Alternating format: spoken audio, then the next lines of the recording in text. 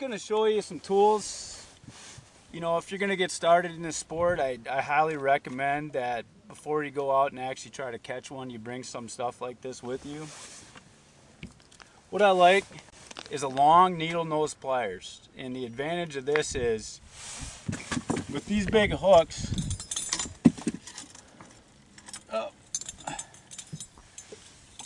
on these lures, let's say you got the fish hooked on this center hook here, so that back hook will be whipping around when you're trying to release the fish.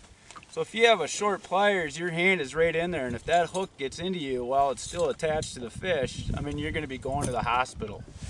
So the advantage of this is you're keeping your hands away from the fish's mouth or the other hooks on the lure. Another thing is, and this is most important, is you can pick these up for about $7 at Menards. It's just mini bolt cutters, 8-inch bolt cutters.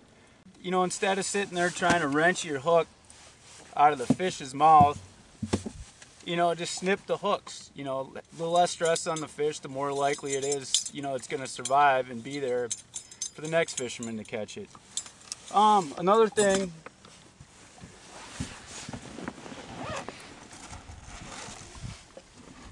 is a fish handling glove. Lindy Joe makes a nice glove.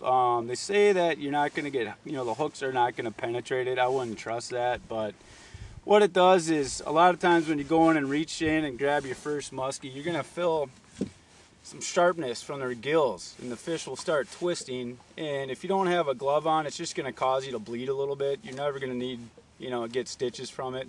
But a lot of people get real freaked out when that happens, and they just drop the fish and it's, you know, flopping all over the boat. Another thing which would have saved that fish from the scarring that it had is a plastic or a wood measuring board. And what you do is you get this wet in the water before you measure them, and you just place the fish on there, get your accurate measurement. You know, if you got a trophy fish, it's, you know, it's good if you want to get a replica or something like that.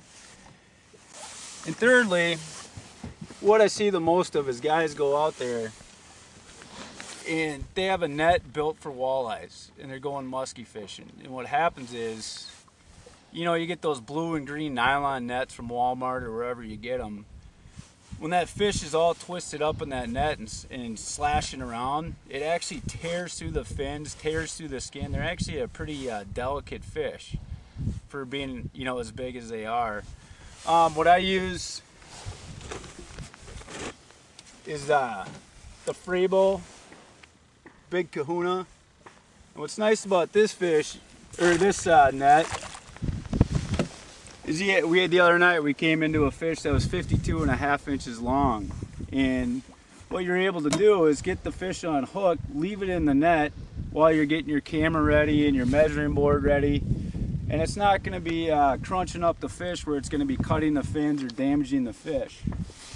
I mean, they're well worth it. They're about 180 bucks, but they're real durable. I mean, this one's had well over 200 fish in it. It looks like brand new. So it's well worth the money.